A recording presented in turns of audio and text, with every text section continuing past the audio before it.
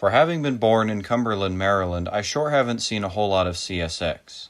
I've seen a few of their locomotives pop up here and there, but I've only ever seen one complete moving CSX train. That being a westbound I saw twice on 2 different days while in Williamsburg, Virginia in 2022. Both times it had the same engines and same load, so I only consider it to be one train sighting.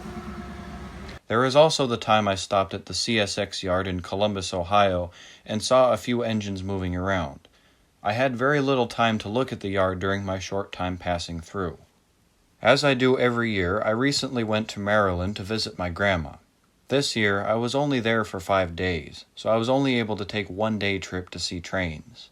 Since it's been on my list of places to visit for a while now, we drove about 2 hours to Cumberland on the 3rd of July. I first stationed myself at the local Amtrak terminal in the hopes that a CSX train would go by. After 2 hours of sitting around, there was one intermodal.